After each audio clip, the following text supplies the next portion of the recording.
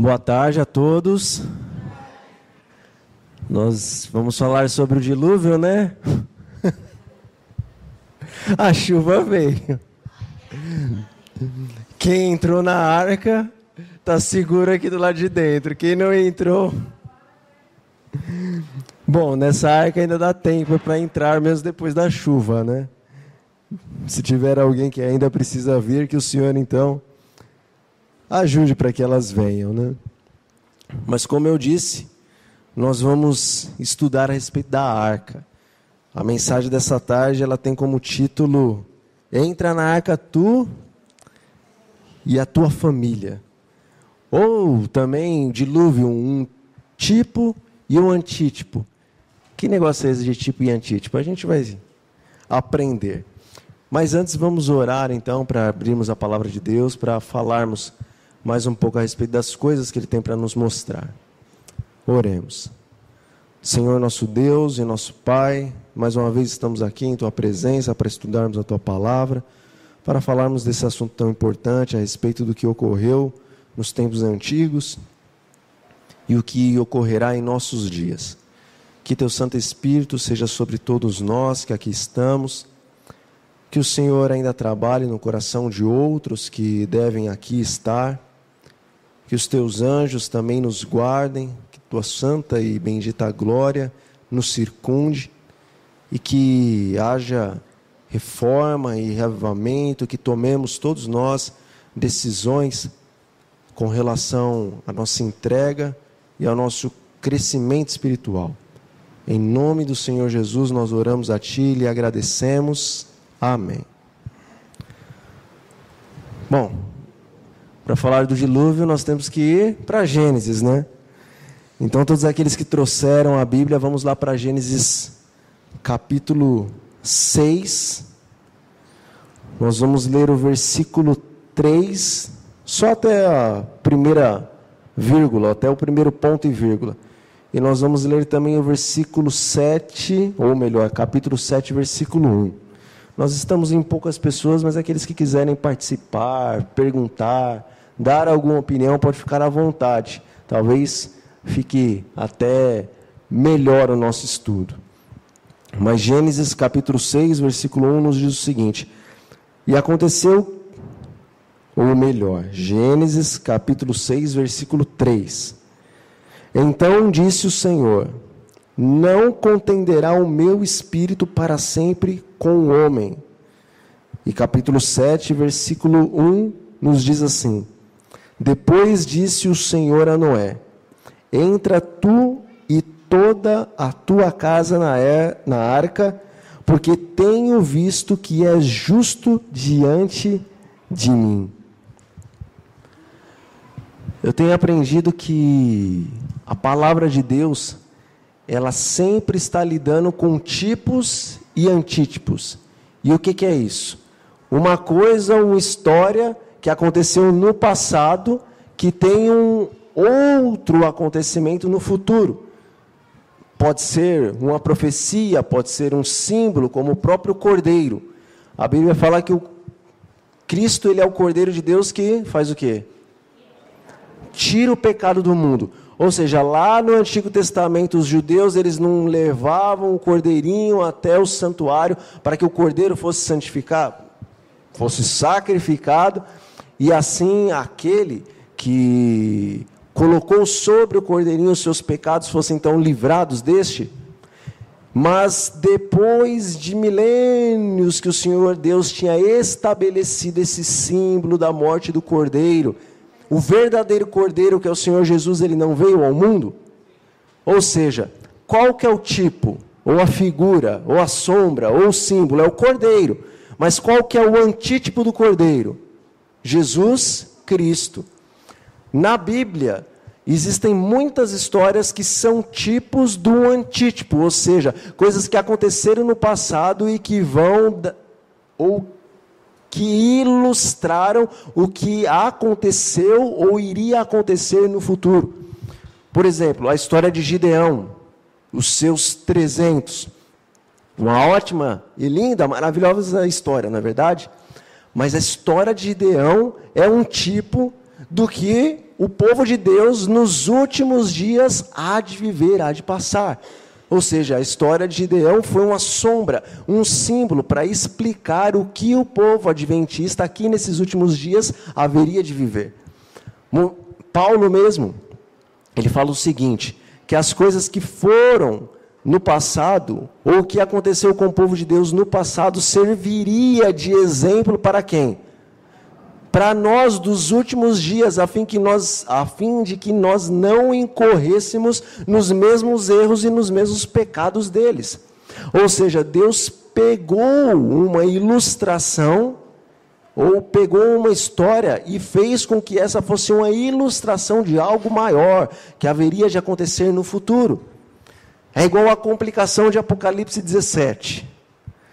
Quando vamos pregar sobre Apocalipse 17, o povo já fica com a orelha de pé. Será que ele vai falar do modo historicista? Ou será que ele vai falar do modo futurista? Nenhum dos dois, tem que falar do modo bíblico. E qual que é o modo bíblico? Deus, ele dá tipos para ilustrar antítipos. Ele dá um comprimento para ilustrar o segundo e às vezes até o terceiro comprimento daquilo. Veja Mateus 24, por exemplo. Quando Jesus ele foi explicar a respeito da destruição do mundo e da volta dele a este planeta, primeiro ele não começou a falar a respeito da destruição de Jerusalém. E o Espírito da Profecia diz até que o Senhor misturou as histórias, para que os discípulos também não ficassem aterrorizados com o que haveria de acontecer. Mas a verdade é que as mesmas coisas que aconteceram no passado, elas também não vão acontecer aqui no futuro. A Jerusalém do presente é o quê? É a igreja de Deus. É onde está o templo de Deus, onde está o povo de Deus. Mas no passado, a Jerusalém era o local onde estava o templo de Deus, onde estava o povo de Deus. Naquele tempo, Jerusalém não foi cercada. E cercada por quem? Por Roma. Mas quando parecia que Roma estava para atacar a Jerusalém, de repentemente, o cerco não foi retirado. Tito não acabou recuando com os seus exércitos, e por 3 anos e meio, a cidade aparentemente estava bem, estava segura, mas então os exércitos depois voltaram, ou melhor, voltaram com Tito, e então houve um dilúvio, uma destruição na cidade de Jerusalém. O Espírito da Profecia e a Palavra de Deus nos mostra que da mesma forma, esta Jerusalém aqui, ela não vai ser novamente cercada por Roma. Quando o abominável da desolação daquele tempo estivesse no lugar santo, então os discípulos deveriam entender que chegou a hora o quê? De fugir. E agora para os nossos dias também, quando Roma enfincar a sua bandeira de autoridade, os filhos de Deus têm que entender que chegou a hora de perna para que eu te quero, fugir das grandes cidades. Na verdade eu estou dizendo quando Roma enfincar a sua bandeira, mas se a gente começa a estudar o que aconteceu no tempo da senhora White, nós vamos entender que o cerco de Roma foi colocado naquele tempo. E nós estamos profeticamente no período em que nós já deveríamos, na verdade, fugir para os lugares mais distantes, o interior, a fim de que quando de uma vez por todas o cerco for colocado pela segunda vez, então estamos fora de perigo, se assim eu posso dizer. Mas enfim, a verdade é que o que o Senhor escreveu para aquela época serve para esta época, ou aquelas profecias ilustravam justamente o que haverá de acontecer nos nossos dias e na verdade já está acontecendo. Com relação a Gideão, veja a história, pare e analise. Ele tinha que fazer uma obra. E essa obra era espantar os amalequitas, os midianitas e todos os povos do Oriente, quantos povos que estavam contra o povo de Israel?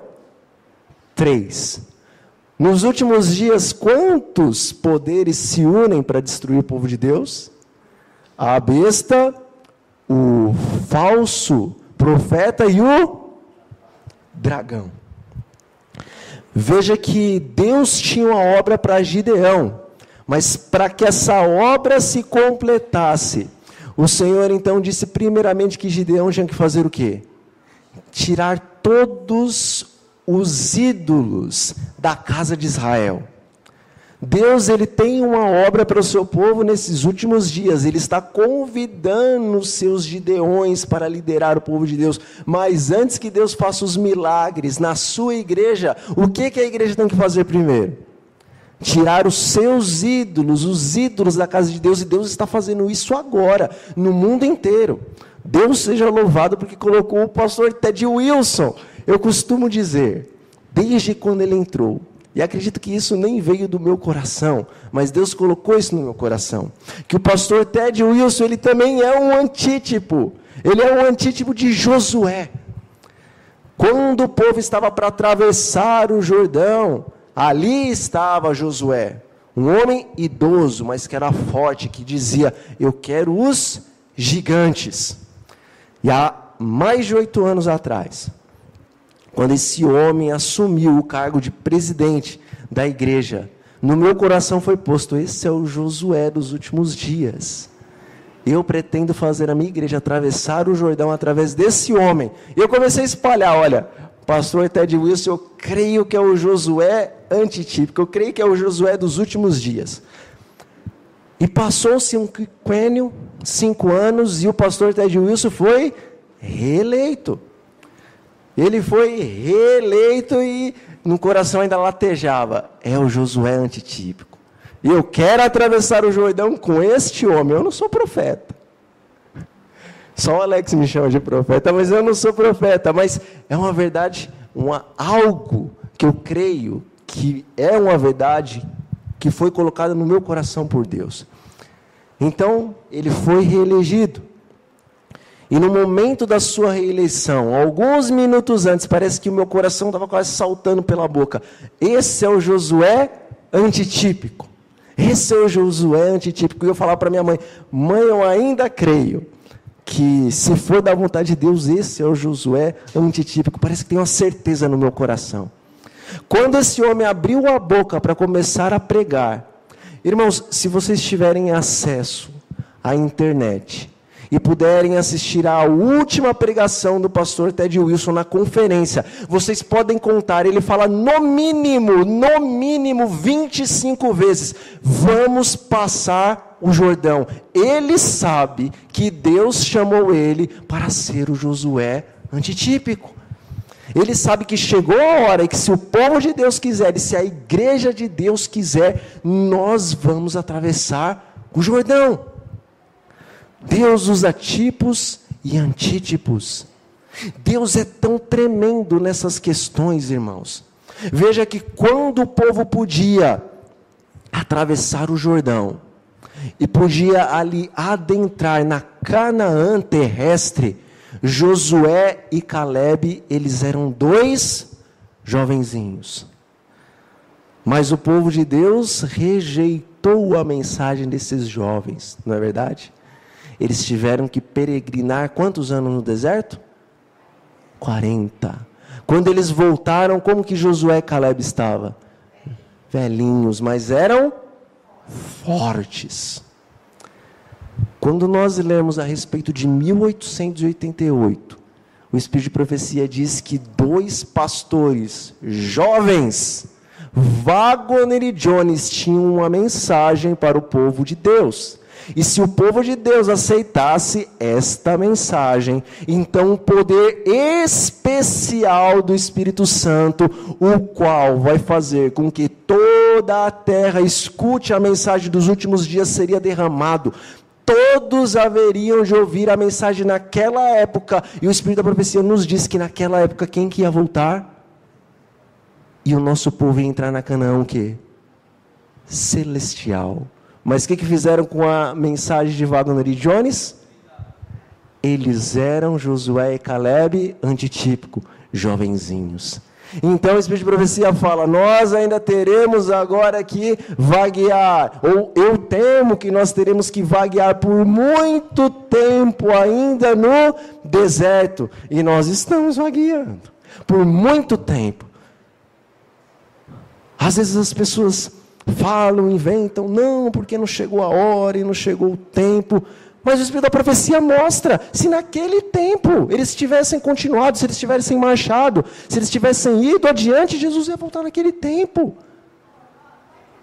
Ele sabia que ia ter o atraso. Igual o povo, ele também não sabia que o povo ia vagar 40 anos no deserto. Mas se aqueles 10 chegassem para o povo e falassem, não, vamos entrar mesmo, Deus vai dar a terra nas nossas mãos, Ele vai derrubar os gigantes. O povo não poderia ter entrado? Poderia. Deus sabia do atraso dos 40 anos, mas o povo poderia ter entrado. Deus sabia também deste atraso do povo adventista para entrar na Canaã celestial, mas poderia ter entrado naquela época sim. Mas agora Deus traz um Josué antitípico, e Ele sabe que chegou a hora, e que se o povo permitir agora, nós podemos passar o Jordão. Deus é cheio de ilustrações. A Bíblia é cheia de ilustrações da parte de Deus. E a história de Noé é uma ilustração do que está acontecendo agora e do que haverá de ocorrer na tua e na minha igreja nesses últimos dias. Vamos lá então. O Espírito da Profecia em Things of the Times, 20 de dezembro de 1877, nos diz o seguinte: Deus, a quem o homem havia menosprezado e desonrado, abusando de seu benevolente e gracioso amor, ainda se compadeceu da humanidade. Em seu amor providenciou um refúgio a todos os que o aceitassem. Foi ordenado que Noé construísse uma arca e ao mesmo tempo pregasse que Deus traria um dilúvio sobre a terra para destruir os ímpios. Aqueles que crescem na mensagem e se preparassem para esse evento, mediante arrependimento e reforma, encontrariam perdão e seriam salvos. Deus não removeu o seu espírito da humanidade sem antes advertir a respeito dos resultados inevitáveis de seu curso na transgressão da lei. Deus não havia feito o quê? Removido o espírito. Engraçado que nos nossos dias, antes que a porta da graça se feche, ou no momento do fechamento da porta da graça, o que acontece? Deus remove o seu espírito. Alguém sabia que no tempo de Noé, no momento que a porta da graça estava para se fechar, Deus removeu o seu espírito?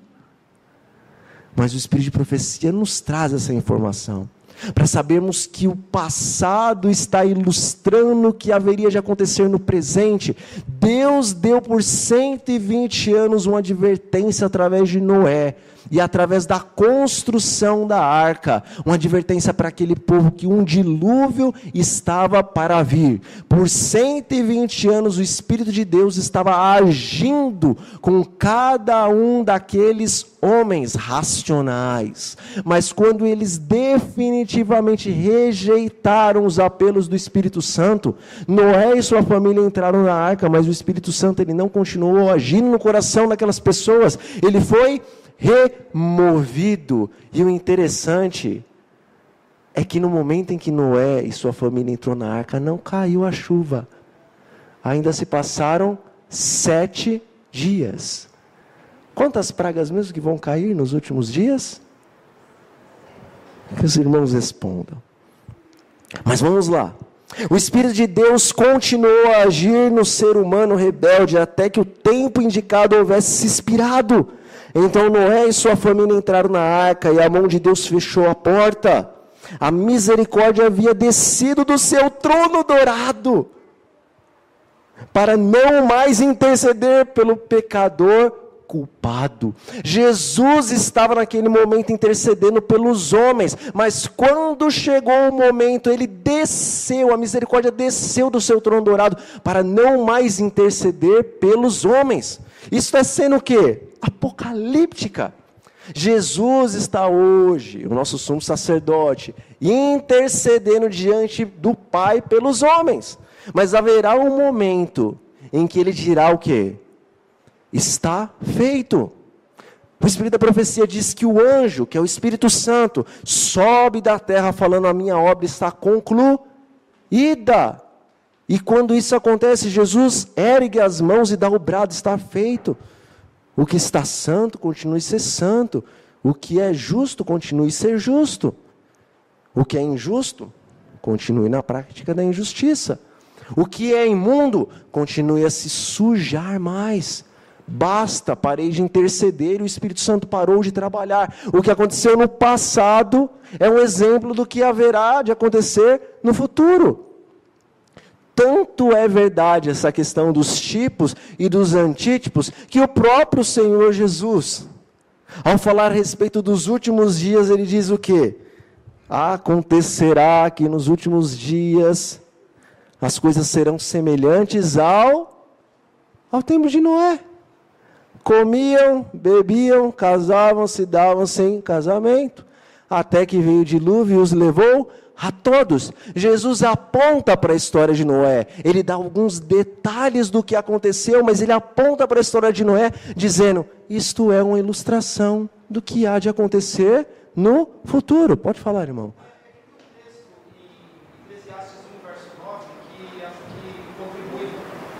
Pode ler, fica à vontade. O que foi voltará a ser. O que aconteceu ocorrerá de novo. O que foi feito se fará outra vez. Não existe nada de novo debaixo do sol. O que foi vai voltar a ser. O que aconteceu vai acontecer de novo. Não existe nada de novo debaixo do céu. A palavra de Deus, ela se renova o quê? A cada dia. A gente pensa que é só o versículo que a gente lê que se renova na minha vida a cada dia. Não! Paulo já disse: o que aconteceu no deserto é para o tempo do fim. É para dar exemplo para os do fim. E era para dar exemplo também para o tempo dele. Deus é tremendo, irmãos. Ele permite que aconteça alguma coisa e ele pode fazer a história se repetir, se repetir, se repetir, e estar constantemente apontando lá para o final, dizendo: olha, o que aconteceu ali não precisa acontecer aqui de novo. Então não é mentira quando fala que errar uma vez é humano, 2 vezes é tolice, 3, ixi, aí o sujeito está ruim. Mas é assim, Deus usa as ilustrações. Às vezes, repito, existem tantas brigas com relação a profecias, irmãos. Se a gente tão somente entendesse que Deus, ele se utiliza de tipos e se utiliza de antítipos, nós uniríamos a história com o presente e o futuro. Pronto, acabou. Ninguém precisa brigar. O que aconteceu no passado, realmente a profecia falava do passado. Mas o futuro é um antítipo do passado. Pronto. Não fica mal nenhum, nem outro, porque a palavra de Deus é assim. Ela trabalha desse jeito. É lógico que nem tudo é tipo e antítipo. Mas Deus tem isso e Ele gosta de trabalhar dessa maneira. Mas vamos à história do dilúvio, senão o nosso tempo vai expirar e a gente só falou de outras histórias. O mundo estava se corrompendo e se degenerando. O funk da época já tinha entrado até na igreja, irmãos. Deus olhava para aquilo e diz a palavra em Gênesis, que ele estava o quê? Em seu coração. Eu me arrependo de ter criado o homem. Aqui no céu a música é santa. Não aguento mais esse funk. Não aguento mais a maneira como eles tratam a lei e o que eles fazem com o corpo deles. Não aguento mais os ímpios a negar um Deus.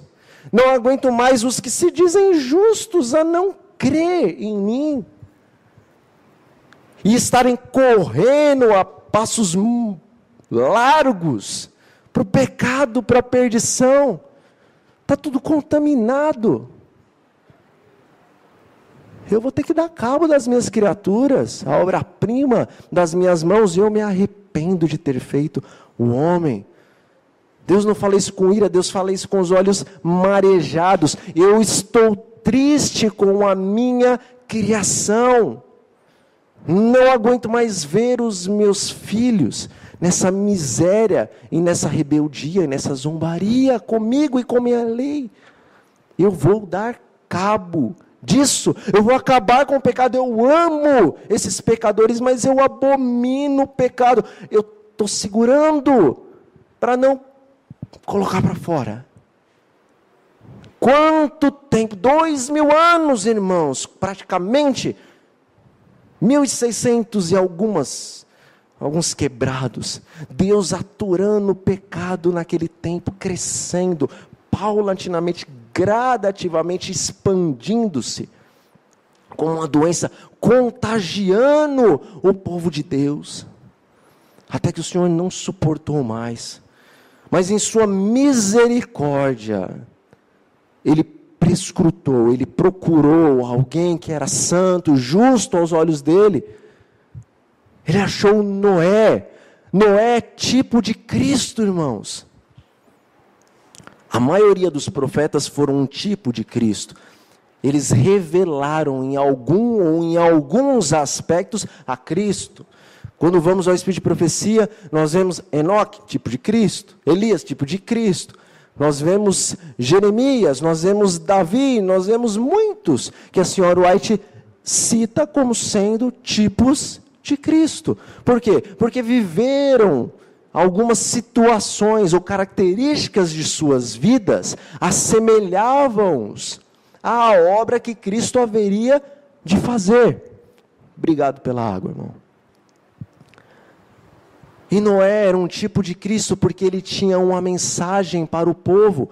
A mensagem que Noé tinha era: o mundo vai ser destruído, entra na arca. Quem estivesse na arca não seria levado pelo dilúvio. Irmãos, a arca é símbolo do quê? Ela é símbolo da igreja? É símbolo da igreja, sim. Mas vamos parar para analisar mais profundamente. Se o Espírito da Profecia nos diz que dentre cada 20 que estão registrados os seus nomes nos livros da igreja, nenhum está preparado para o que há de vir nesses últimos dias, então estar com o nome no livro da igreja salva alguém? Estar com o nome aonde que salva alguém? No céu, no livro na vida de quem? Na vida do Cordeiro. Irmãos, quem é a arca? A arca é Jesus, não é a igreja que salva. Embora, é claro, a igreja também seja um símbolo secundário da arca, mas quem salva é Cristo. Você e eu somos salvos se nós estivermos na arca que se chama Cristo Jesus. Se o teu nome está em Cristo, se o meu nome está em Cristo e permanece em Cristo, se nós estamos nessa arca viva, então nós somos salvos do dilúvio dos últimos dias. Porque o Senhor também considera a destruição e fogo como um dilúvio. Veja que quando ele falou a respeito da destruição do templo de Deus, ele disse que sua destruição seria um dilúvio. E os romanos não trouxeram suas mangueiras de bombeiro, mas eles tacaram o que no templo? Fogo. E houve destruição. Deus considera também a destruição em fogo como um dilúvio. Enfim, a arca estava sendo estabelecida, Jesus estava montando a igreja é Ele mesmo. O corpo da igreja tem uma cabeça. E quem é a cabeça? É Cristo. Um corpo pode viver sem a cabeça? Quem é a igreja? Também é Cristo. Nós vemos que a cidade santa é a igreja. Nós vemos que nós somos a igreja, mas Cristo é a igreja que abarca os seus filhos. Cristo é a arca que traz os seus filhos para dentro de si, porque nele há real salvação. Irmãos, pare e pense, realmente, aquela construção humana, ela podia resistir àquele tremendo dilúvio vindo da parte de Deus? Irmãos, não! Aquilo foi mantido com poder divino. Jesus é a arca, construído por Deus, besuntado por Deus, e que se mantém intacto em meio ao dilúvio. Jesus resistiu ao dilúvio, e todos aqueles que estão em Cristo resistem também ao dilúvio. Como que Noé pode ser o tipo? A arca também pode ser o tipo, porque se a arca também é Cristo, ela é um tipo. Vamos lá para o santuário e nós vamos ver que Cristo é muitos tipos, e ele usa muita ilustração. O cordeiro é Jesus, e o sacerdote é símbolo de quem? Jesus. E o sumo sacerdote é símbolo de quem? E os pães da proposição são símbolo de quem? E o santuário é símbolo de quem? E as portas? Tudo é Jesus. O centro da palavra de Deus é Jesus. Se nós entendermos isso, irmãos, se nós acharmos Jesus em cada capítulo, em cada texto, em cada profecia, aí, como dizemos, estamos bonitos na foto.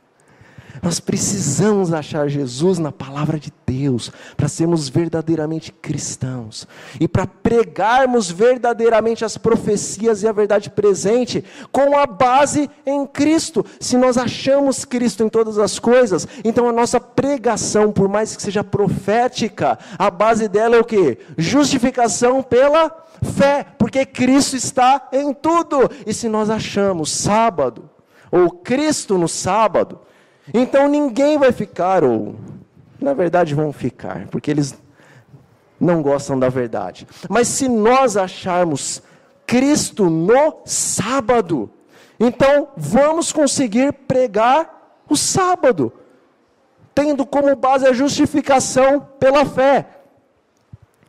Vinde a mim, vós que estáis o quê? E encontrarão, qual que é o nome ou o significado do sábado? Descanso. O sábado é qual dia? O 7 é símbolo de Quem é perfeito? Vinde a mim, vocês encontrarão sábado. Vocês encontrarão descanso. Se nós conseguirmos pregar a mensagem do sábado, tendo Cristo como centro do sábado, e tendo Cristo como o próprio símbolo do sábado, ou o sábado como símbolo de Cristo, então as pessoas entenderiam que o sábado é o dia o qual o Senhor escolheu para descansarmos nele espiritualmente. Aquela questão de não, é o domingo, não, é o sábado, vai-se embora. A pessoa vai entender. O sábado é um símbolo de Cristo. É lógico que alguns não vão entender, mas muitos que não entenderam, porque nós pregamos de uma maneira farisaica, se nós pregarmos tendo como base a justificação pela fé, então eles vão entender. Mas vamos voltar para o dilúvio. Noé era aquele que pregava, vai vir o dilúvio, entre na arca. Noé é símbolo de Cristo, porque diante dos olhos de Deus é dito que Noé ele foi tido como justo. Algum homem é justo? Não há um justo, não há um justo sequer, mas todos pecaram e carecem da glória de Deus. Todas as nossas obras diante de Deus são como trapos de Isaías. O irmão está mais afiado do que eu. Deus seja louvado por isso. Irmãos, não tem um justo sequer, mas Noé foi tido como justo, é lógico, na sua esfera, mas Deus queria mostrar que ele era um exemplo, um tipo do Senhor Jesus, para o povo daquela época. E para o povo é lógico, das épocas posteriores, olharem para Noé e não verem Noé e as suas obras, mas verem as obras do Senhor Jesus. Então Noé, ele começou a fazer o quê? Uma arca. Irmãos, desde o momento em que o dilúvio, a destruição final, foi estabelecido, quando foi estabelecida a destruição final deste planeta? Desde antes da fundação do planeta. Porque Deus, ele não é pego de surpresa. Assim como o plano da redenção foi estabelecido antes, a destruição foi estabelecida antes. Desde antes da queda do homem, já estava estabelecida a destruição do mundo que cairia em pecado. E já estaria estabelecida também a arca que se chama Jesus. A partir do momento que Adão e Eva caíram em pecado, Deus já começou a pregar este mundo. Entra na arca, porque vai vir o dilúvio. E quem estiver na arca, diz Jesus que sou eu, esse não vai ser levado, mas vai ser salvo. Noé agora então começa a pregar sobre um dilúvio que haveria de ocorrer nos tempos dele, não o último e culminante dilúvio, mas o dilúvio dos tempos dele. E a verdade é que Deus pediu para que Noé construísse a arca, mas será que Noé construiu a arca sozinho? Quantos que entraram na arca com Noé? Não, com ele. 7. Será que 8 pessoas construíram aquela arca? Quantos construíram? Vários. Alguns que construíam não eram céticos. Outros, talvez o faziam só pelo salário. Ou porque a pregação a princípio pode ser que foi tão veemente que, estremeceu lá dentro do coração deles. E, talvez esse velhinho não seja gaga, então é melhor a gente entrar nesta questão da arca e começar a ajudar ele, porque se realmente acontece, então nós estamos o quê? Nessa obra aí, e no final das contas a gente entra na arca e o dilúvio não vai nos levar. Então os homens começaram a construir uma arca. E o próprio Deus, mesmo sabendo que eles não iam entrar na arca, colocou no coração deles: façam a arca. É bem verdade que Satanás tem o joio dele dentro da igreja.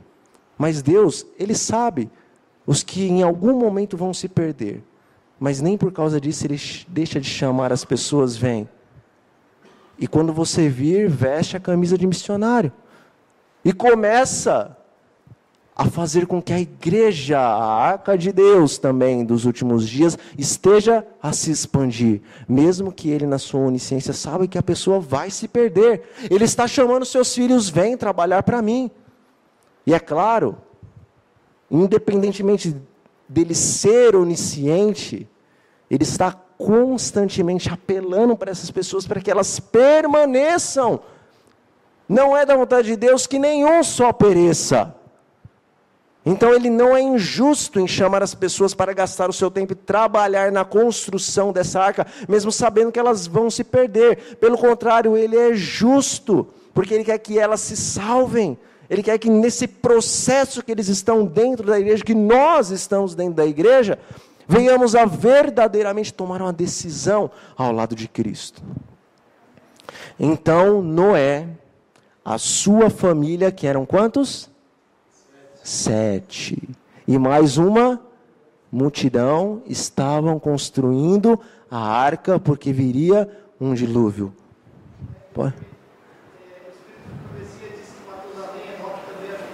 Até Matusalém e Enoque estavam na situação construindo juntamente a arca com eles. Obrigado, irmão. Ele morre um pouco antes que a porta da graça se feche para aquela época. Então, estes 8, lembrando que a família de Noé eram quantos? 7. Esses 8 e mais uma multidão estavam construindo a arca, porque viria o dilúvio. Irmãos, Jesus, ele é aquele no Apocalipse que ele está andando entre os castiçais. Ele está em sua igreja. Ele está até em suas 7 igrejas. Jesus, ele sempre esteve em sua igreja. E ele está ajudando os seus filhos na obra a qual os seus filhos têm que realizar nesta terra.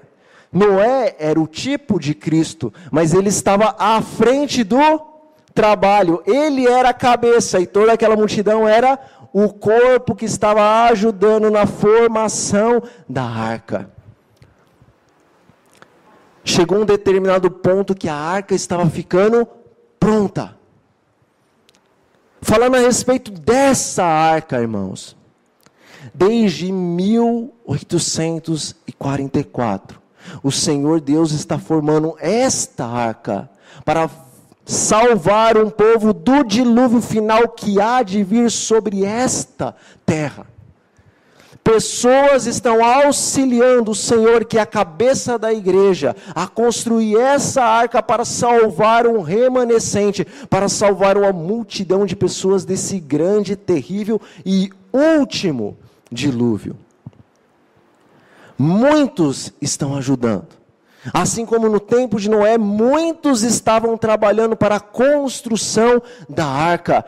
Mas a verdade é que Noé, o 8º, estava ali dentro, e a sua família, que era em número de 7, também estava construindo a arca. Mas chegou um momento em que a arca estava completa. A única coisa que faltava era as pessoas entrarem, para que viesse então o dilúvio, porque todo o tempo o qual o Senhor estava construindo uma arca, o Espírito Santo estava trabalhando nos corações dos homens. Eles nem sabiam que o período da construção da arca era o período de graça para a humanidade.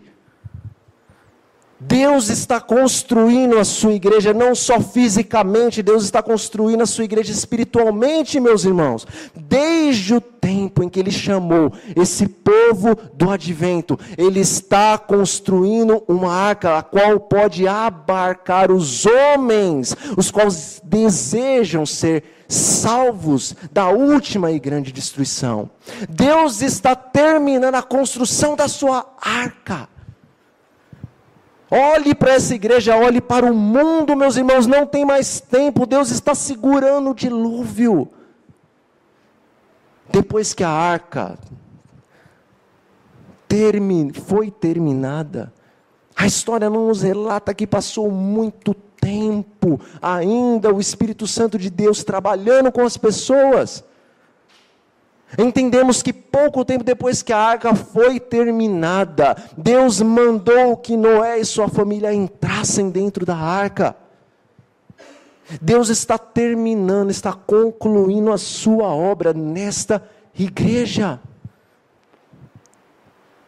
Naquele tempo havia 2 povos ajudando na construção da arca, a família de Noé, que é tipo de Cristo, e havia uma multidão que os auxiliava e que aparentemente iriam entrar na arca. Mas quando a arca foi terminada e Deus deu a ordem para que Noé entrasse, entrou Noé, que é o número 8. O que é o número 8 na palavra de Deus? Nada na palavra de Deus é sem significado.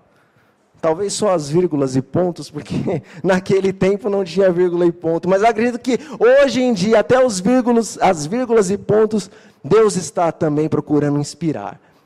Mas nada na palavra de Deus é por acaso, meus irmãos. O número 8 é o número da vitória. Jesus, ele tem vitória completa sobre o pecado no 8º milênio. E isto, vamos entender hoje, não é por acaso. A coroação final do Filho de Deus acontece no 8º milênio, porque este é o número da vitória, e Deus leva, e o próprio diabo leva em conta um número. Quantas vezes aparece o 3, o 7, o 12 na palavra de Deus?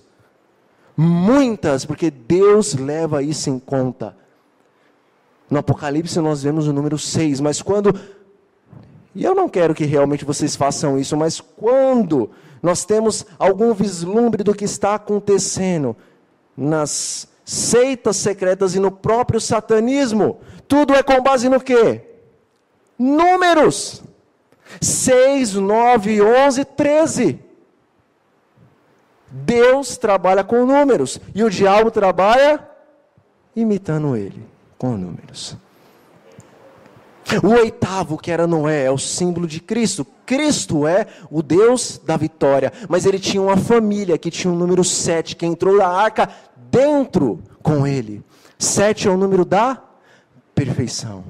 Irmãos, quantos mergulhos, se eu não me engano, Naamã teve que dar naquela água para que ele levantasse purificado? 7 vezes, irmãos.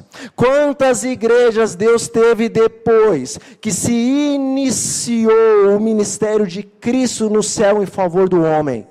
7 igrejas. Nenhuma das igrejas verdadeiramente foi totalmente purificada da lepra do pecado, mas na 7ª igreja, a igreja de Laodiceia, Deus ele disse que ele tem um povo que vai viver a presença dele no tempo da angústia de Jacó, sem um intercessor entre o Pai e Cristo. Esse povo foi mergulhado 7 vezes na água da purificação, e agora eles estão justos em sua esfera, perfeitos, puros, limpos, sem a lepra aos olhos de Deus. 7 é o número da perfeição. Deus teve um povo perfeito que entrou na arca juntamente com ele, e esse povo era a sua família. Deus considera a sua família aqueles que verdadeiramente entregam as suas vidas em suas mãos. Você é família, eu sou família, ou será que nós somos construtores da arca e queremos entrar na arca, mas Deus não vai permitir que ninguém não seja família dele entre na arca? Há lugar para todo mundo, mas só vai entrar a família de Cristo, e Cristo vai estar na arca conosco. Irmãos, chegou agora de Deus ter um povo santo, justo, perfeito aos olhos de Deus, no poder de Deus, que vai entrar na arca. Uma multidão construiu a arca, mas só 7 entraram na arca. De cada 20, nenhum está preparado. De cada 21, um está preparado. O que aconteceu no passado acontece no presente e no futuro. O remanescente foi salvo, a família de Noé foi salva. O restante, o que permaneceu fiel, entrou na arca. Quem vai se salvar nos nossos últimos dias? Ainda que a terra inteira fosse Israel. Diz Paulo, quem vai salvar é o remanescente. Irmãos,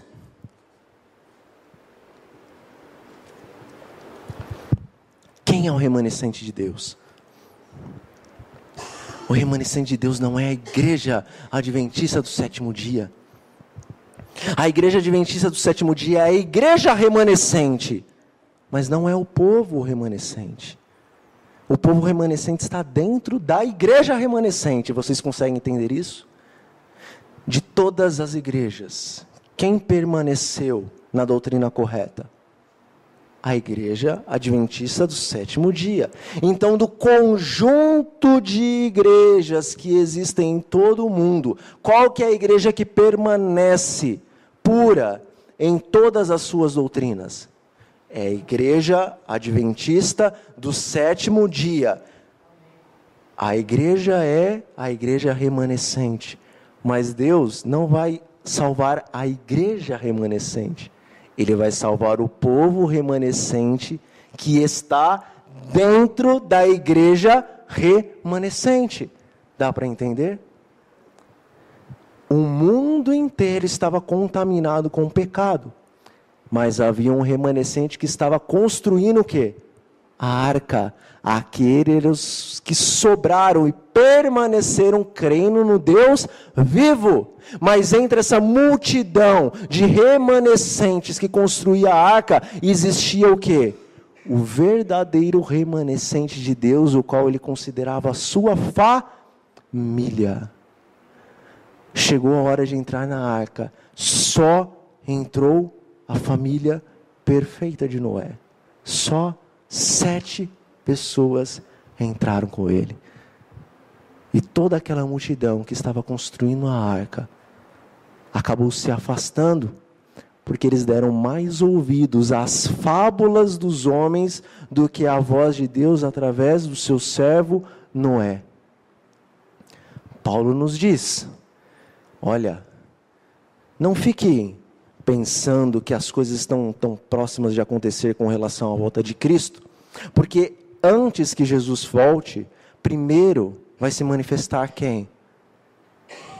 O homem do pecado. Só que antes de se manifestar o homem do pecado, Paulo citou uma outra coisa que vai se manifestar: a apostasia.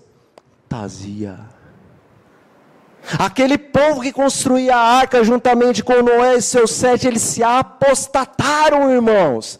Foi isso que aconteceu. E a apostasia, não pensem que é você sair de dentro da igreja, isso é o resultado da apostasia. A apostasia é você abandonar as doutrinas da igreja enquanto você está dentro da igreja. Aquele povo, ele foi com toda energia, com toda a fé, pensando que verdadeiramente Deus estava falando através de Noé. Mas chegou um momento que eles começaram a dar ouvidos a doutrinas de demônios e a espíritos enganadores. Não! O mundo e as leis estão estabelecidas há tanto tempo, certamente não há de vir dilúvio nenhum. Eles apostataram da doutrina de que o Deus infinito poderia mudar as suas leis, as quais Ele mesmo criou.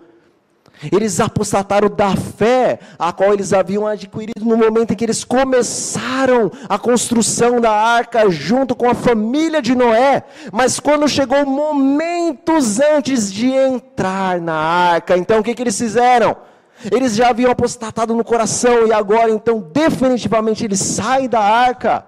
Irmãos, a apostasia na igreja não é quando essa igreja estiver, como diz o Espírito da Profecia, quase vazia, porque os homens estão deixando esses bancos. A apostasia da igreja é agora.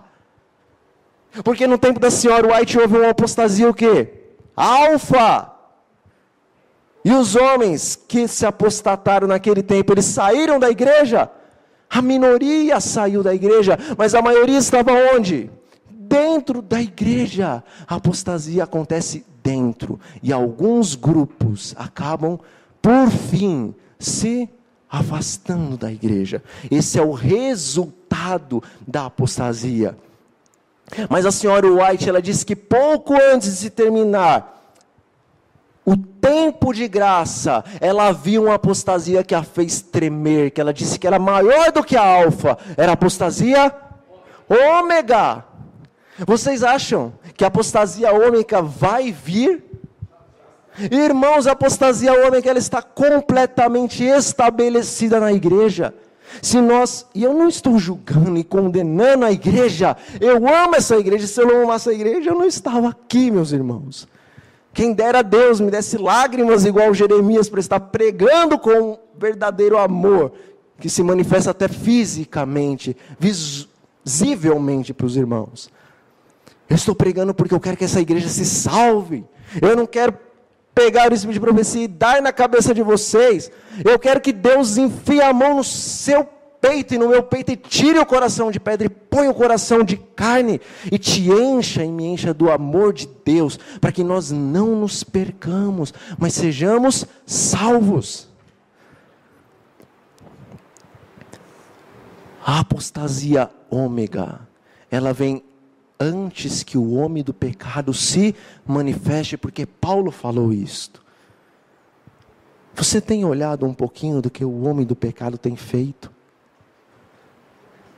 Meus irmãos, se Deus não enviasse o seu pelotão especial para deter aquele homem e os demônios que estão juntamente com aquele homem, o decreto dominical já tinha sido passado. Olha, nós estamos pensando que o decreto dominical é o ponto de partida para o povo de Deus, começar a pregação do Evangelho. Irmãos, o decreto dominical é o ponto de partida para se começar o julgamento dos vivos. E a parábola das 10 virgens diz que aqueles que só se encheram do óleo do Espírito Santo no momento que eles escutaram, aí vem o noivo. Nesse momento, quando eles foram querer estar preparados, a porta se fechou. E eles ficaram do lado de fora, batendo. Nós achamos que a parábola das 10 virgens está falando da volta de Jesus, não é? Quando diz, aí vem o noivo. E naquele tempo da senhora White, em outros momentos, e há algumas circunstâncias, talvez podemos usar. Mas se nós pararmos para analisar tudo que ali está escrito, nós vamos ver que de maneira nenhuma está falando da volta literal de Jesus. Porque quando Jesus voltar, há quanto tempo mais ou menos que a porta da graça vai ter fechado? Pelo menos as 7 pragas antes, não é verdade? Quando cai a primeira praga, o que acontece com a porta da graça?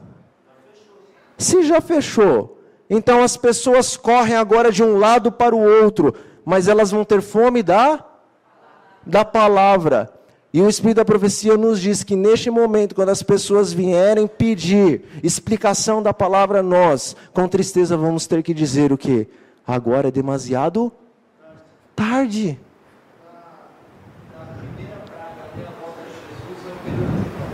Um período, entende-se, 1 ano. Existem algumas pessoas que creem em outra coisa, mas enfim, não é descartável. Então, e um dia. Então, pode ser que seja realmente 1 ano literal. Mas a verdade, vamos supor que seja, que se entenda mesmo que esse um dia não é uma coisa rápida, mas é 1 ano literal. Se for 1 ano literal, então, pelo menos, há 1 ano da vinda de Cristo, a porta da graça vai ter se fechado. Eu estou gravando, então eu estou dando uma hipótese. Eu até creio, sim, que seja 1 ano. Agora, se vai ser literal, ou se esse um dia é só algo rápido, enfim, nós vamos saber naquele tempo, mas não descarto a hipótese do entender-se um dia como 1 ano. Então vamos supor que realmente 1 ano caindo as pragas. Então a porta da graça vai ter se fechado há 1 ano. Então, por cima, quando Jesus voltar, a pregação do Evangelho já vai ter encerrado mais ou menos há 1 ano. Só que você já percebeu que quando as virgens estão dormindo e de repente há um grito, aí vem o noivo, elas despertam e elas fazem o quê? Elas levantam a mão e falam, bendito seja o que vem em nome do Senhor. Elas porventura dizem, nós estávamos te aguardando, nós estamos aqui para te receber. É isso que acontece? Elas pegam o quê? As suas lâmpadas. O que é a lâmpada? Quando Jesus volta, então a gente vai pregar a palavra de Deus para salvar as pessoas no dia da volta de Jesus? É claro que não, irmãos. O aí vem o noivo não pode ser a volta de Jesus, porque as virgens elas despertam e pegam as suas lâmpadas, e elas também vão verificar o seu óleo. Para que serve o Espírito Santo juntamente com a lâmpada? É para fazer o quê? Para dar as 3 mensagens angelicais, é para pregar o Evangelho do Reino, para salvar pessoas. Qual que é o único evento sobre a face da terra que vai despertar essa igreja? E essa igreja vai entender que verdadeiramente Jesus está voltando. Qual? Não. Um outro evento, a chuva serôdia, a senhora White diz que as primeiras gotas da chuva serôdia caía desde o tempo dela. O alto clamor da chuva serôdia, a medida plena da chuva serôdia cai naquele tempo depois do decreto dominical, mas as primeiras gotas da chuva serôdia começaram a cair quando? No tempo da senhora White. Não é a chuva serôdia que desperta toda a igreja, desperta alguns da igreja, mas existe um outro evento, o qual quando acontecer, não vai ter um adventista que vai falar, eu acho que não está tão perto. Qual que é o evento que todo adventista vai falar, chegou a hora? Decreto dominical. Quantas virgens estavam dormindo? 10 virgens estavam dormindo. E de repente falaram, olha, o Papa saiu lá do seu trono, ele deixou o seu trono, entrou um outro, e agora estão dizendo que Apocalipse 17 pode ter duplo sentido. As virgens fazem o quê? Dormem.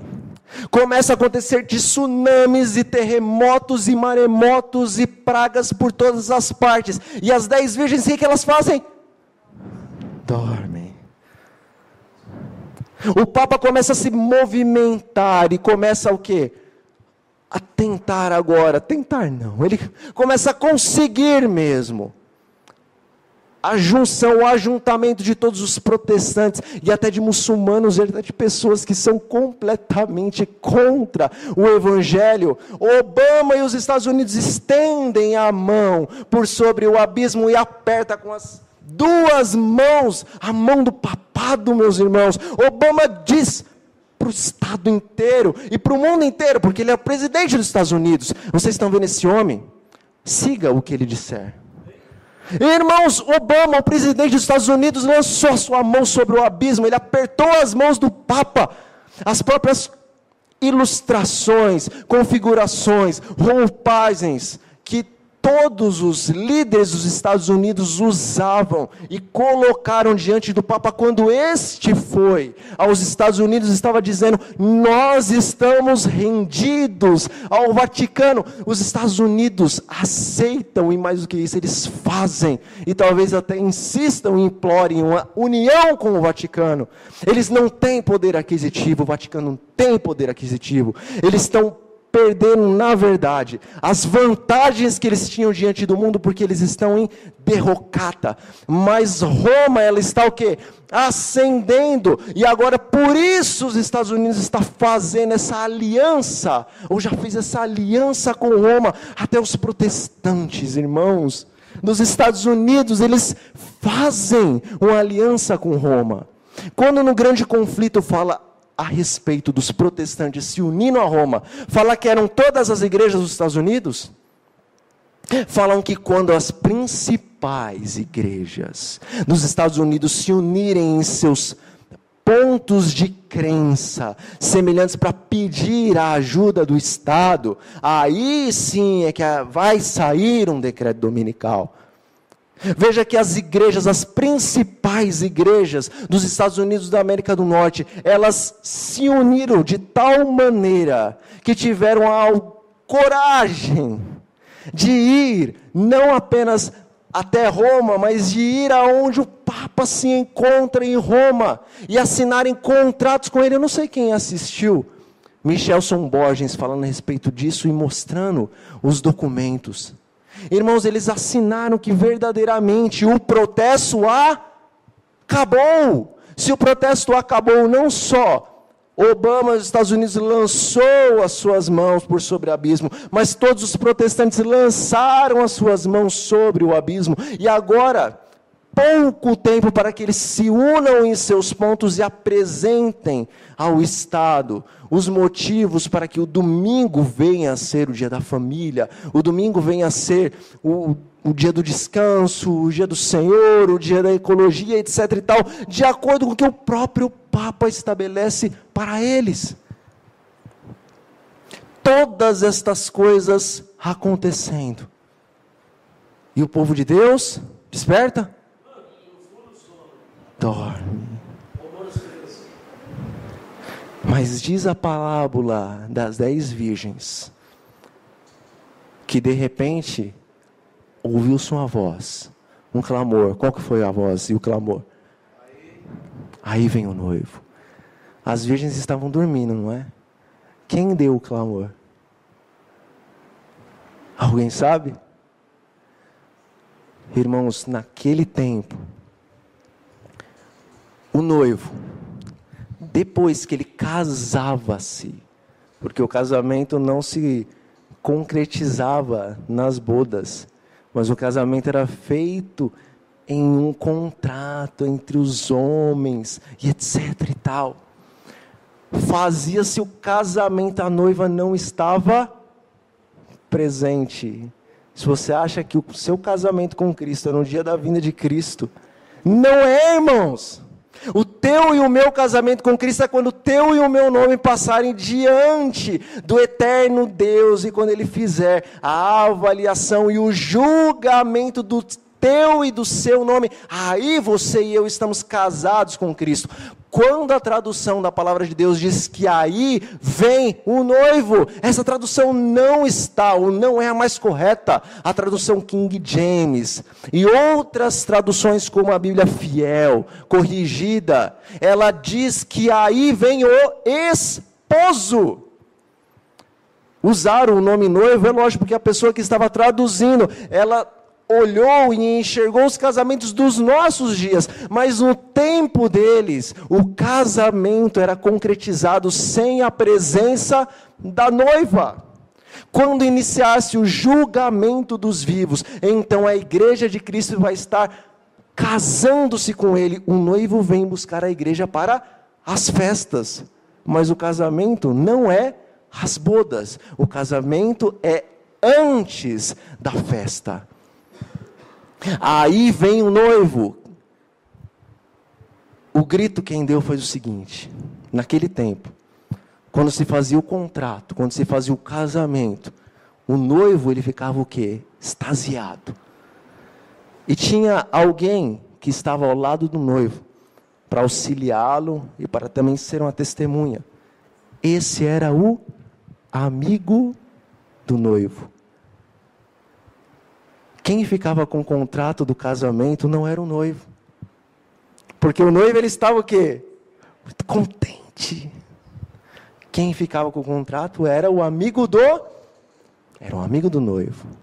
Então, quando o noivo estava chegando próximo à casa da noiva, o seu amigo se adiantava. E ele dava o quê? O clamor. O noivo está... Aí vem o noivo. Nós somos selados com o sábado e com a lei de Deus. Mas Paulo fala que nós somos selados com a outra coisa. Com o Espírito Santo. Que é aquele que nos leva à verdade, a toda a verdade. Ele é o amigo do noivo. Ele é o selo. Ele é o que tem o contrato na mão entre Cristo e você. Nós somos selados no Espírito Santo. João Batista veio no poder do Espírito Santo, sendo uma ilustração do amigo do noivo. Lembra que João Batista ele diz o seguinte... Olha, agora é necessário que ele cresça e eu diminua. E ele se fez o quê? O amigo do noivo. E ele disse que o noivo mesmo era quem? Cristo Jesus. João Batista veio preparando o caminho para a vinda. Quem é que prepara o caminho para a vinda? De Deus. É o próprio Espírito Santo de Deus. O amigo do noivo, ele vem antes dar as boas novas de que o noivo está chegando. Então ele diz, aí vem o noivo, e todas as virgens despertas. Mas esse aí vem o noivo é um evento, o qual o Espírito Santo permite que aconteça para fazer com que todos os adventistas despertem. E este evento é, irmãos, o decreto dominical, o qual vai levantar toda essa igreja, e ela vai entender que chegou a hora. Contudo, quem são aquelas que vão dar a mensagem dos últimos dias com poder? São as que esperaram até o decreto sair para pregar o evangelho, para se preparar, ou aquelas que já tinham o azeite reserva em suas vasilhas, antes que saia o clamor, aí vem o noivo.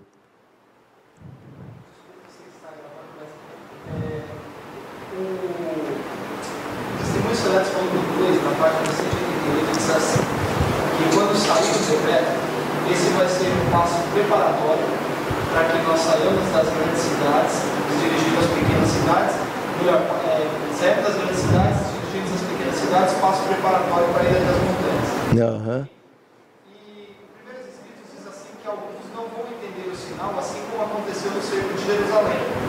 Entendi.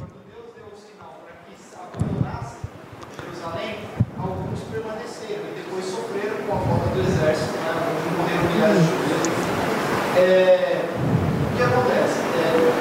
Pelo que o texto diz, e aí o Mensagens Coríntias, volume 1, na página 122, diz assim, que esperamos ver o dia que toda a igreja será reavivada, tal dia nunca chegará. Então, na verdade,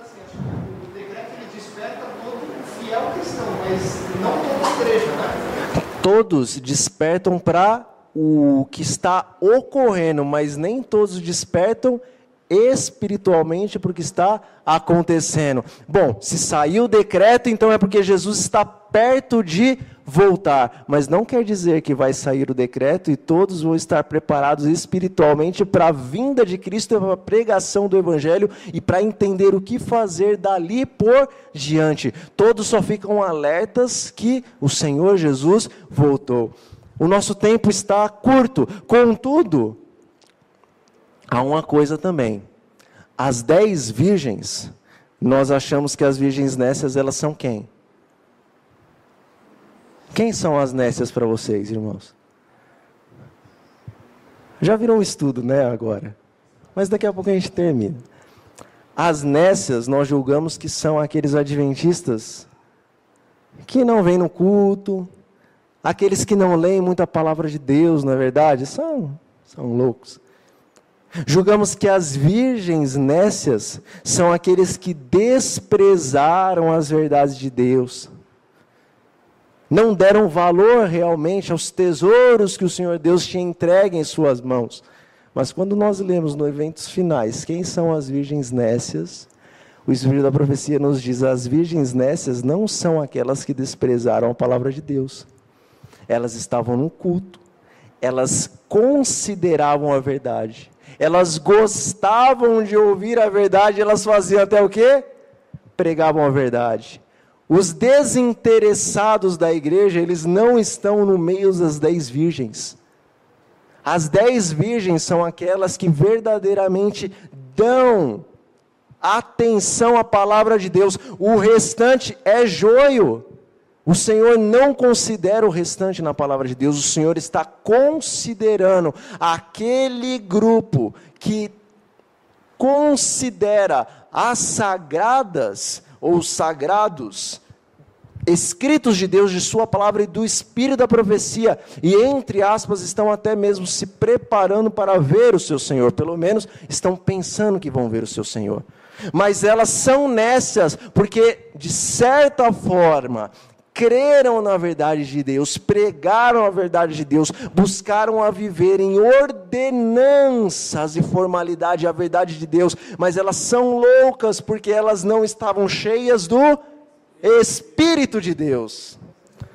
Esta é a loucura das virgens.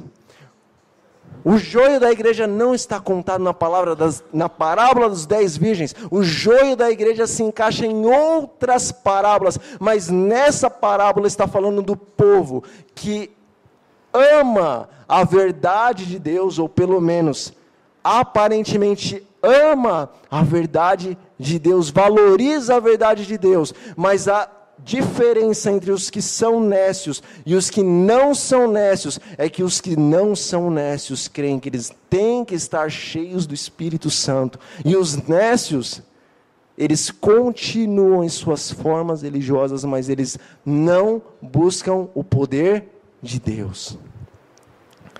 Já demos muitas ilustrações, vamos terminar a questão da arca, senão a gente não termina hoje a pregação.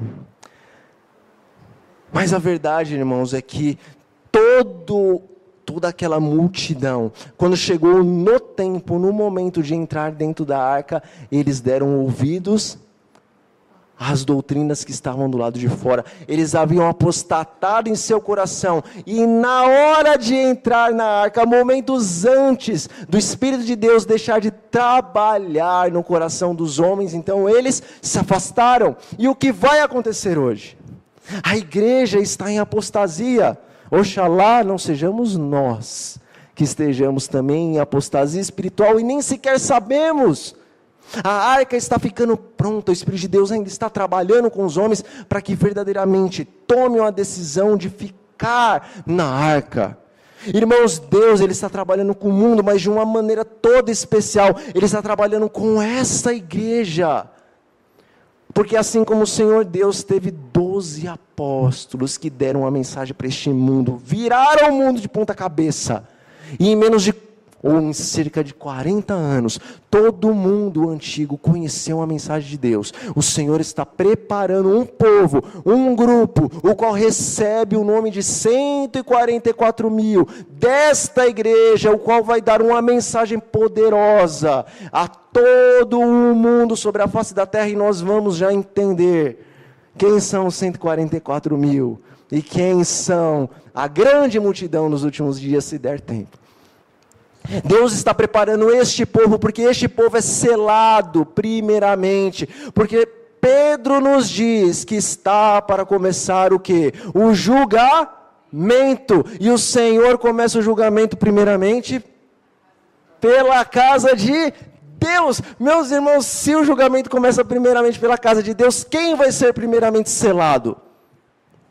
Diz o Espírito da profecia, enquanto aqueles que rejeitam a mensagem de Deus, a porta vai continuar por mais um tempo aberta para aqueles que não tiveram oportunidade de aceitar, ou que nunca ouviram a mensagem. Isso está no capítulo da sacudidura, no Eventos Finais, se eu não me engano, na página 157. Deus, ele inicia o julgamento pela casa dele. Aqueles que rejeitam a sua palavra, a porta vai fechando para eles, enquanto permanece aberta para aqueles os quais nunca ouviram a mensagem, ou por algum motivo não puderam aceitar a mensagem. Agora, justamente nesse momento, Deus vai iniciar o julgamento pela sua casa. Aqueles que estão em apostasia, o seu Santo Espírito, quando seus nomes passarem em revista diante de Deus, e eles não forem, ou nós não formos achados dignos de arrependimento, então o nosso nome é riscado. E se nós passamos nesse juízo investigativo de Deus, dos vivos, e o nosso nome é riscado, então Deus vai dar mais uma oportunidade? Não. E o Espírito do Senhor é removido, e aqueles que estão em apostasia dentro da igreja, eles começam a sair, justamente no tempo em que a porta da arca ia ser fechada. Mas a família de Noé entra, e quando a família de Noé entra, e todos aqueles que construíram a arca saem, então Deus, ele faz uma outra obra. Está escutando o barulho?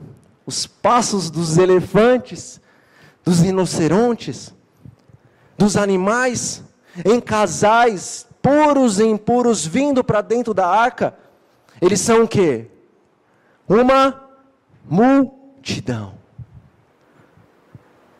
A arca, ela foi construída para abarcar quantos homens quisessem se salvar. Mas quantos seres racionais tinham dentro da arca? Noé e sua família, 8 pessoas. Mas quantos seres irracionais tinham dentro da arca? Muitos. Quando nós lemos o Espírito de profecia, e o Espírito de profecia nos fala a respeito dos salvos, ele diz que a maior parte dos salvos se encontra onde? Nas igrejas protestantes. Esses que não guardam a lei são irracionais. Esses que não santificam o sábado. Esses que dão a paz do Senhor. Nós temos que respeitá-los. O grande conflito diz que não só temos que respeitá-los, alguns nós teríamos que parar para eles passarem, porque diante dos olhos de Deus são muito mais santos no que eles creem, no que eles acreditam, do que nós. A massa dos salvos está nas igrejas protestantes e até mesmo na fé católica. Quando Deus tiver um grupo formado, selado, cheio do Espírito Santo, então aí vem o noivo, sai o decreto. Todos aqueles que estavam construindo uma arca por medo do decreto, eles vão embora, sem o selo, para nunca mais voltar. Deus então pode, neste grupo que fica, derramar a plenitude da chuva serôdia. Eles vão dar um alto clamor. Então aqueles irracionais, pobrezinhos, não conhecem a lei, não conhecem o espírito de profecia, não entendem das 2.300 tardes e manhãs, ouvem a voz do seu pastor e seguem direitinho lá o que aqueles homens que estão roubando o dinheiro deles faz ou pede. Esses, quando ouvirem o alto clamor da parte de Deus, eles vão vir aos milhares para dentro dessa igreja. Tem uma compilação que chama Preparação para a Crise Final. Fala, o Espírito da Profecia, naquela compilação, nos diz que naquele tempo, quando estes começarem a vir, alguns cultos não vão poder ser realizados dentro das igrejas, mas vão ter que ser realizados ao ar livre, porque não vai caber de tanta gente.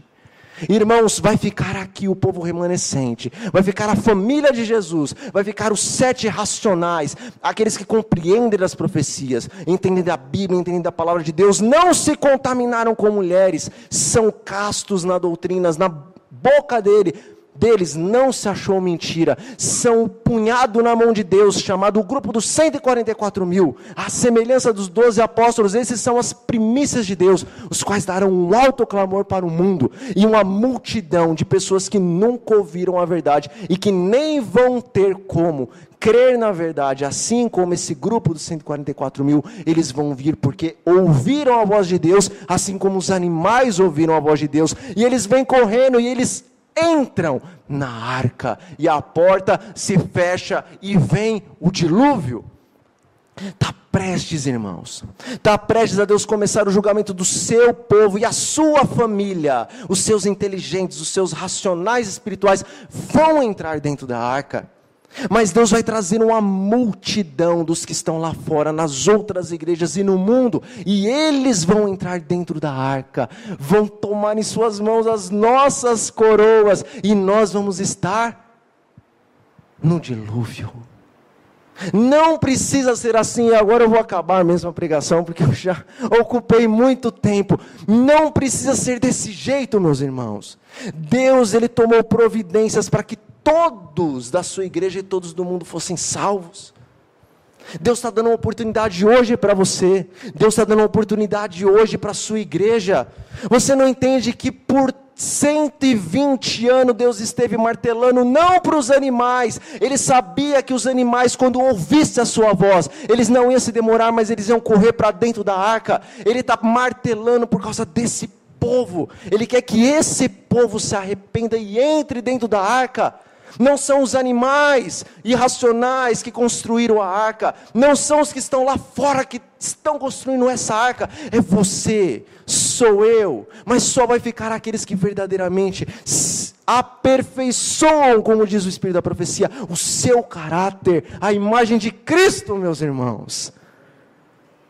Busquem o Espírito Santo de Deus, pelo amor de Deus, escutem os pregadores dessa igreja, deem ouvidos de maneira especial aos leigos, e não sou eu que falo isso.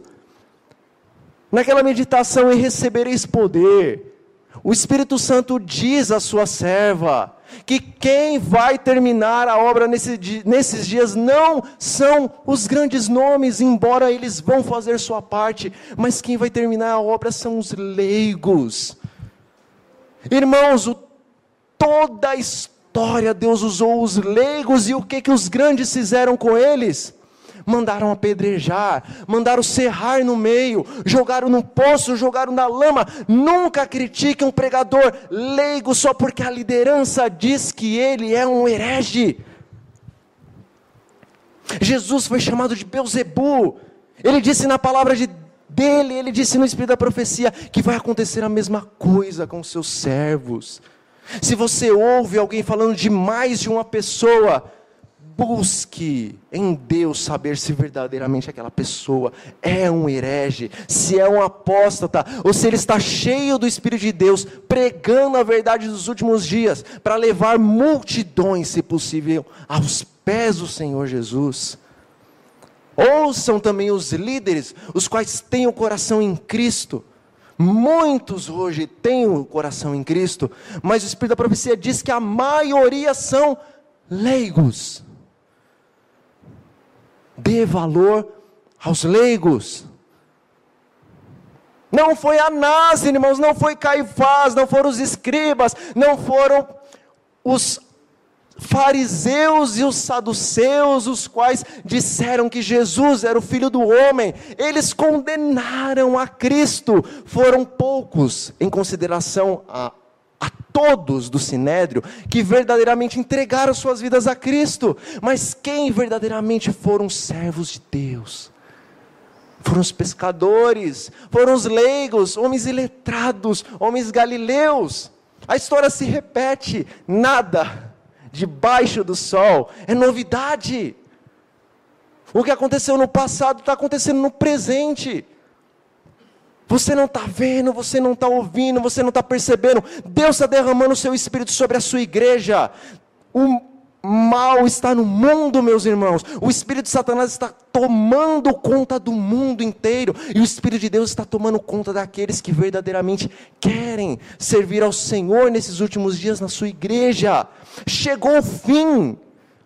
Olha para a palavra de Deus, olha para os tempos, olha para os filhos de Deus que estão pregando a sua palavra. Chegou o fim, não vai ter um tempo após esse. Deus, Ele está há alguns anos, principalmente depois da entrada do pastor Ted Wilson, levando a sua igreja, degrau a degrau, roupa, música, comida, Espírito Santo, o que nós temos que fazer com relação a santificação. E agora os pregadores estão dizendo no mundo inteiro, como a uma, Deus de repente faz com que os pregadores da igreja no mundo inteiro comecem a pregar: chegou a hora do Santíssimo. O povo de Deus tem que entender que Deus vai selar o caráter deles com a lei. Chegou a hora dos 144 mil, chegou a hora das primícias de Deus, chegou a hora de um povo santo, qual nunca houve e nem jamais haverá. Lembra de Joel, meus irmãos? Por sobre os montes surge a alva, assim se difunde um povo forte e poderoso, como nunca houve e como jamais haverá. Assim é o povo dos últimos dias. E se você não vê na tua vida um homem e uma mulher que é luz como a alva, que está surgindo sobre os montes, então você não está participando desse povo. Esse é o povo de Deus dos últimos dias, um pouquinho aqui, um pouquinho acolá, um pouquinho no Brasil, um pouquinho nos Estados Unidos, um pouquinho em um outro país. Estes todos formam a alva por sobre os montes. A sua aparência é como de cavalos, como cavaleiros eles correm, eles vêm crepitando sobre os montes. À frente deles é como Éden, mas quando eles passam com a verdade com a mensagem da verdade, tudo fica um ermo. O jardim de Satanás vai para o brejo, a mentira é desfeita, porque esse povo é cheio do poder de Deus. Eles não ficam se empurrando um outro. Quem é maior? Meu ministério é melhor do que o seu. Eles, cada um, vão na sua fileira. Irmãos, eles não têm medo da mentira, eles não têm medo de Satanás, porque eles se arremetem contra as lanças. Eles vão dentro da igreja, eles vão fora da igreja, de encontro com a mentira. E a mentira não tem poder sobre eles, porque eles estão revestidos da armadura de Deus. Eles veem o cenário do mundo, eles veem o cenário dentro da igreja, mas eles não se preocupam, porque eles sabem que à frente deles vai o seu general, grande e potente, a voz do seu general, o qual dá comando para o seu exército. Eles sobem os muros, eles invadem as casas, de algum jeito eles têm que salvar as almas, porque no coração deles inflama o fogo da verdade, o qual vem dos céus, meus irmãos, o qual o Espírito de profecia diz que nos últimos dias, muitos vão olhar para isso e falar: meu Deus, fanatismo, quando na verdade estas são as moedas verdadeiras de Deus. Leia o livro dessa igreja que chama o batismo do Espírito Santo. Leia o que Jesus diz em Lucas: pedi, dar-se-vos-á, buscai e achareis, batei e insisti, meus irmãos, batei e abrir-se-vos-á. Todo que pede recebe, e o que busca acha, e ao que bate abre-lhe a porta. E no final ele diz: Se vós que sois maus, sabem dar boas coisas aos seus filhos, quanto mais dará o Pai, o Espírito Santo, àqueles que lhe pedirem. E eu encerro dizendo este último texto do Espírito de Profecia, que diz o seguinte: não estamos suficientemente dispostos a importunar a Deus e a insistir com Ele a respeito desta bênção, falando do batismo do Espírito Santo. E o Senhor, através dela, completa. O Senhor está mais disposto a dar o seu Espírito do que os pais estão dispostos a dar boas dádivas aos seus filhos. Não é por nenhuma arbitrariedade da parte de Deus que não recebemos a plenitude do Espírito. É porque nós não estamos suficientemente dispostos para importunar, é a palavra usada. Importunar a Deus com relação ao seu Espírito. Peçam, clamem o Espírito de Deus. O Espírito da profecia diz que às vezes ele vem como um turbilhão sobre as pessoas. E alguns estão calmos e em paz. Mas todo aquele que recebe o dom de Deus sabe que o recebeu. Se o diabo te pôs medo por causa do falso reavivamento, é porque ele sabe que ia ter um verdadeiro. E ele busca copiar o verdadeiro. Busque o verdadeiro e você vai receber. Convido os irmãos a se levantarem e vamos orar. Vamos orar e depois da oração, quem tiver perguntas, pode fazer, porque algumas pessoas precisam ir para casa, porque o tempo já está adiantado. Mas quem quiser fazer qualquer pergunta, nós vamos em Cristo tentar responder. Senhor, nosso Deus e nosso bom Pai, muito obrigado por ter nos chamado desde a eternidade para estarmos aqui nestes últimos dias, neste momento em que a Tua arca, a Tua igreja, o Teu povo está quase formado, está quase completo, está quase do jeito que o Senhor deseja. Nós estamos auxiliando o Senhor na construção dessa grande arca, mas nós não podemos, Pai, ser como aqueles que ficaram do lado de fora. Nós temos que entrar, que em Cristo nós sejamos a Tua família.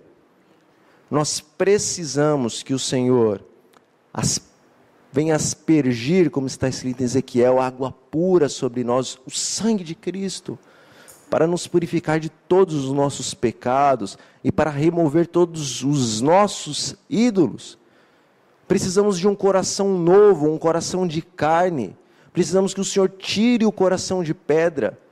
Precisamos que o Senhor nos cele com Teu santo e bom Espírito, que nos dê a plenitude das primeiras e das segundas chuvas, a fim de que então, como está escrito no versículo 27, Pai, guardemos os Teus mandamentos, sigamos todos os Teus testemunhos, observemos a todos eles.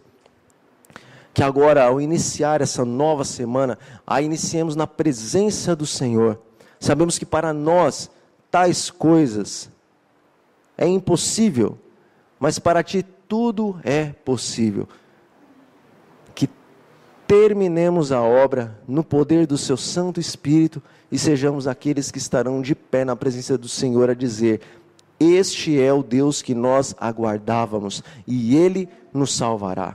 Em nome do Senhor Jesus nós oramos a Ti e nós lhe agradecemos. Amém, Senhor.